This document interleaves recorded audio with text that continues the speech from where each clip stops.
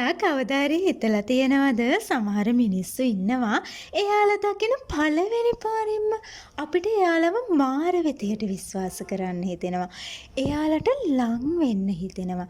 හැබැයි තවත් සමහරු කොච්චර ලස්සනට ඇඳලා පෙළඳලා හිටියත් අපිට එයාලා එක්ක කතා කරන්නවත් හිතෙන්නේ නැහැ. ඉතින් මෙන්න මෙහෙම වෙන්නේ ඇයි කියලා අද වීඩියෝ එකේදී අපි කතා කරමු. කෙනෙක්ව අපිට ආකර්ෂණය කරගන්න එක එහෙමත් නැත්තම් අපේ පැත්තට නම්ම ගන්න එක පිටිපස්සේ පුදුම හිතෙන මනෝවිද්‍යාත්මක රහස් ටිකක් තියෙනවා. ඉතින් අද මම ඔයාලට කියලා දෙන්නේ ඔයාගේ පෙනුම මොන වගේ වුණත් ඕනම කෙනෙක්ගේ හිතේ ඔයා ගැන ලොකු ආකර්ෂණයක් වගේම ගෞරවයක් ඇති කරව ගන්න පුළුවන් විදිහේ ප්‍රබල රහස් තුනක් ගැන තමයි. ඉතින් ඔයාලා ඒ රහස් ගැන දැනගන්න ලෑස්තිද? පළවෙනි රහස තමයි කැඩපතක් වගේ වෙන එක. මිනිස්සු හැමතිස්සෙම වැඩියෙන්ම ආදරය කරන්නේ වගේම ලං වෙන්න කැමති වෙන්නේ තමන් වගේම ඉන්න මිනිස්සුන්ටයි. ඔයා ඊළඟ වතාවේදී ඔයා කැමති කෙනෙක් එක්ක එහෙමත් නැත්තම් ඔයාගේ බිස්නස් එකේ කස්ටමර් එක්ක කතා කරද්දී එයා හැසිරෙන විදිය ඉතාම සූක්ෂමව අනුගමනය කරන්න. උදාහරණයක් කියන්නම්කෝ. එයා කතා කරන්නේ හෙමින් නම් ඔයත් හෙමින් කතා කරන්න.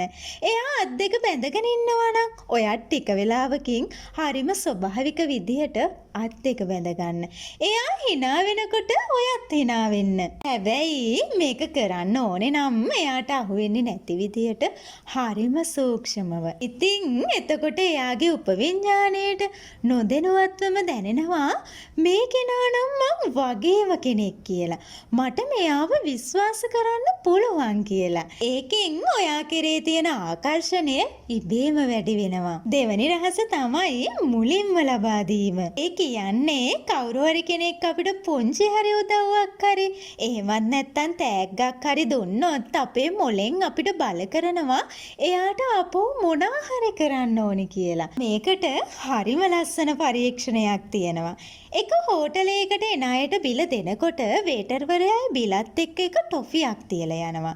එහෙම කරපුවාම මිනිස්සු දෙන ටිප්ස් ප්‍රමාණය 3 ගුණයකින් වැඩි වුණාලු. හැබැයි වේටර්වරයා බිල දීලා හැරිලා යන්න ගිහිල්ලා ආපහු ඇවිත් ඔයාලා හරිම හොඳ පිරිසක්.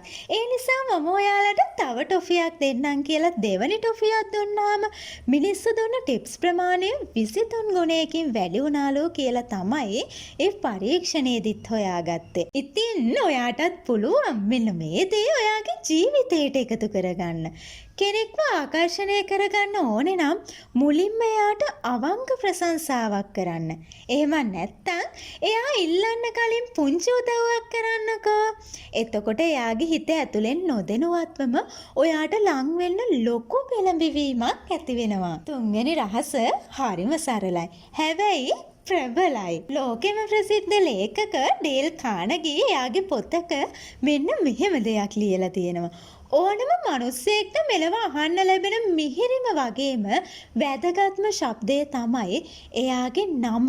මෙන්න මෙහෙම තමයි එයාගේ පොතේ ලියලා තියෙන්නේ. අපි ගොඩාක් වෙලාවට කෙනෙක් එක්ක කතා කරද්දී ඔයා කියලා කතා කරනවා මිසක් එයාගේ නම පාවිච්චි කරන්නේ නැහැනේ. හැබැයි ඔයා කතා බහ කරන අතරතුර ඉතින් නිමල් ඔයා මොකද ඒ ගැන හිතන්නේ? සුබ උදෑසනක් අසුන් වගේ යාළගේ නම නිතරම පාවිච්චි කරලා කතා කරන්න පුරුදු වෙන්නකෝ. කෙනෙක්ට තමන්ගේ නම තවත් කෙනෙක්ගේ කටින් ඇහෙද්දි එයාට නොදැනුවත්වම තමන් වැදගත් කෙනෙක් කියලා හැඟීමක් එනවා. ඒ හැඟීම දෙන මිනිස්සයාට මිනිස්සු මාර විදිහට ආකර්ෂණය වෙනවා.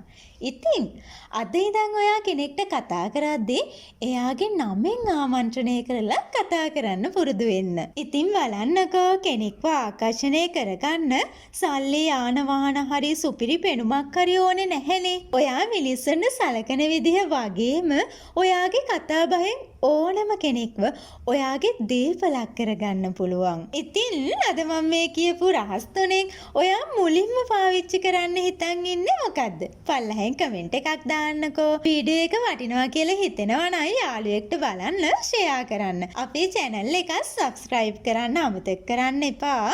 ඊළඟ වීඩියෝ එකේදී තවත් ලස්සන මනෝවිද්‍යාත්මක රහස් එක්ක අපි හම්බ වෙමු. ඔයාලා හැමෝටම සුබම සුබ දවසක් වෙන්න කියලා ප්‍රාර්ථනා කරනවා.